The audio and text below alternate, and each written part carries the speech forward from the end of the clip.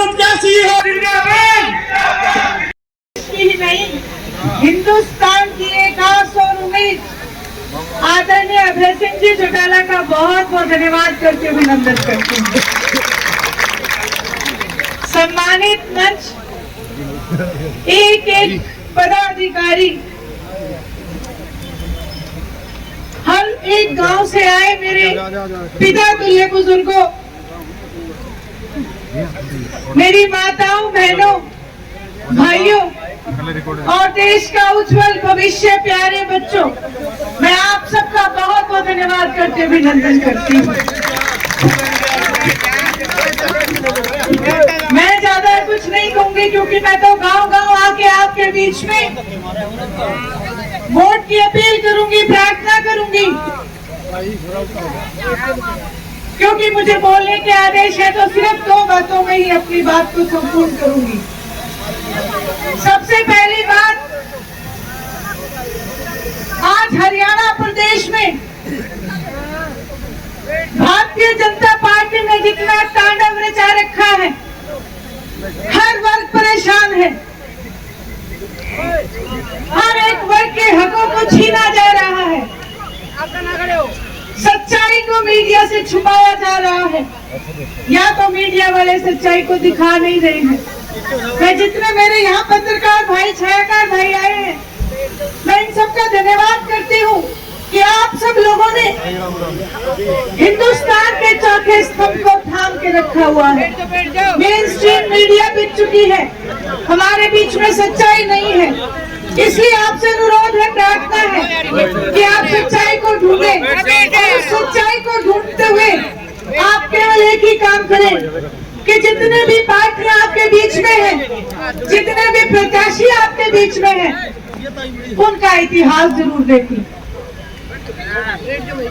जब तक आप उनके इतिहास को नहीं देखोगे तो आप निर्णय नहीं ले पाओगे। सबसे पहली बात, 3 काले कानून 13 महीने तक हमने भुगते। 13 महीने में किसान के मेरे वर्ग के सामने इन नेताओं का असली चेहरा सामने आ गया। हिंदुस्तान में 4200 से ज्यादा MLA MP हैं। पहली बार इतिहास में कुर्सी देने वालों ने कुर्सी की डिमांड करी थी कि हमने इतिहास में हमेशा आप लोगों को कुर्सियां दी है, नवाजा है, एक बार कोई इस बार आप हमारे लिए कुर्सी छोड़ दो। 4200 से ज्यादा MLA MP होते हुए किसी माइकल लाल ने हिम्मत नहीं की, ऐसे चिपके कुर्सियों से जैसे कुर्सी साथ लेके पैदा हुए थे।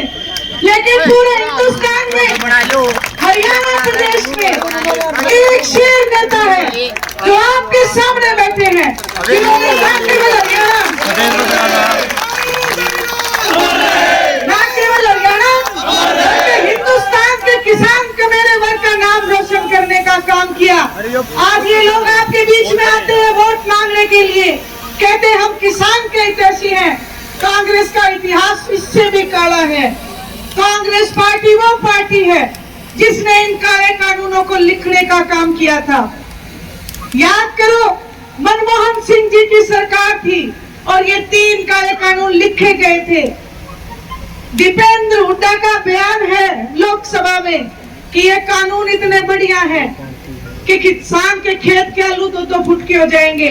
सुषमा स्वराज जी ने टोका कि घिया तो 2 फुट की हो सकती है लेकिन आलू 2 फुट के नहीं हो सकते। वो किस मुंह से आपके बीच में आके कहते हैं हम किसान के हितैषी हैं? भूपेंद्र सिंह जी हुड्डा विपक्ष के नेता। पहली बात तो इन काले कानूनों की जो कमेटी थी उसके खुद चेयरमैन थे। दूसरी बात, एलनाबाद का उपचुनाव आप सबने प्रत्यक्ष देखा, आप सबने ये सुना होगा, देखा होगा। मेरे बहुत से भाई वहां पे अभय सिंह जी के सपोर्ट के लिए गए हुए थे। जमाल गांव में मंच पे जाके एक बात कही, उस बात को मत भूल जाना। कहने लगे कि आया तो हूं कांग्रेस के लिए पर कांडा मेरा दोस्त है। बीजेपी के साथ हाथ मिलाया।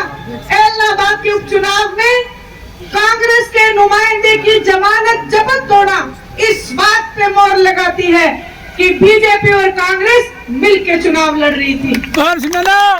आदरणीय अभय सिंह जी चौटाला ने आपका साथ दिया है, कोई कसूर नहीं था, अपनों ने पीठ में खंजर घोंप दिया। हरियाणा प्रदेश की जनता ने एक सीट करके पत्रकारों ने और विपक्ष ने कहा कि एक सीट है। उस एक सीट का ही कमाल था कि आप 3 काले कानूनों की जंग जीते हो। उसे बात को मत भूल जाना।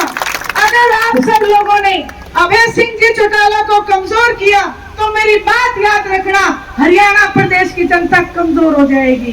एक उम्मीद है हमारे पास हरियाणा को मजबूत करने की, वो एक उम्मीद आदरणीय अभय सिंह जी चौटाला, इस उम्मीद को मरने मत देना। मैं आपसे एक बात और कहना चाहती हूँ, हम जरूर 10 सीटों के मालिक हैं। लोकसभा में हरियाणा प्रदेश की केवल 10 सीटें आती हैं, लेकिन ये भी इतिहास है इंडियन नेशनल लोकदल का कि आज तक ना कांग्रेस का कोई लीडर, ना कोई बीजेपी का हरियाणा प्रदेश का लीडर, किसी भी पार्टी का हरियाणा प्रदेश का लीडर उस दिल्ली की गद्दी तक नहीं पहुंचा। ये इतिहास इंडियन नेशनल लोकदल के पास है। आदरणीय चौधरी देवीलाल जी ने वो गद्दी भी फतेह करने का काम किया। मैं आपसे हमारा निशाना जहां विधानसभा है वहां आप सबसे प्रार्थना है, एक निशाना दिल्ली की गद्दी पे भी रखना। अगर जब तक आपने अपने क्षेत्रीय दल को मजबूत नहीं बनाया तो ऐसे ही गुलाम तैयार कर करके भेजते रहोगे। क्षेत्रीय दल स्वतंत्र रूप से आपकी नुमाइंदगी कर सकता है, बाकी सारे के सारे अपने अपने आकाओं की गुलामी करने में व्यस्त रहते हैं। इस चीज का उदाहरण पिछले विधानसभा में आपने देखा, 89 एमएलए पे 1 एमएलए भारी पड़ा कि नहीं पड़ा? पड़ा। आप बताओ, ऐसे नेता को आप कमजोर करोगे कि मजबूत बनाओगे? मेरी आपसे प्रार्थना है मेरे हिसार लोकसभा क्षेत्र वासियों, किसी के छलावे में मत आना। अगर आपको ये कोई कहे कि कांग्रेस पार्टी बीजेपी को हरा सकती है तो एक कोरा झूठ है। ये उसी तरीके से है कि एक झूठ लूट की दुकान बंद होगी, दूसरी झूठ लूट की दुकान खुल जाएगी। अगर आपको सच का साथ देना है, अगर सच्चे आप हरियाणा के हितैषी हो, अगर आपको अपने बच्चों की रक्षा करनी है, अगर आपको महिलाओं की रक्षा करनी है, अगर अपने बुजुर्गों का सम्मान करना है तो इंडियन नेशनल लोकदल को मजबूत बना दो। आपके खेत की रखवाली करना इंडियन नेशनल लोकदल की नैतिक जिम्मेवारी होगी। आप चैन की नींद सो जाना, आपका एक दिन का भी नहीं हिलने देंगे। मैं तो आपसे यही प्रार्थना करने आई हूँ कि जिस तरीके से आपको मुकदमा जीतने के लिए वकील मजबूत करना पड़ेगा, गुलाम मत भेज देना, अपना वकील मजबूत रखना। आपको विश्वास दिलाती हूँ मेरे हिसार क्षेत्र के सभी लोकसभा क्षेत्र के वासियों को, आपकी बहन, आपकी बेटी, आपकी ये लड़ाई दबंगता से, जिस तरीके से अभय सिंह जी चौटाला ने सिखाया है, उस तरीके से दबंगता से देश की सबसे बड़ी पंचायत में आपकी लड़ाई लड़ने का काम करूंगी। आप सबने मेरी बात सुनी, जो मान और सम्मान दिया, मैं आप सबका बहुत बहुत धन्यवाद करती हूँ। राम राम सबको।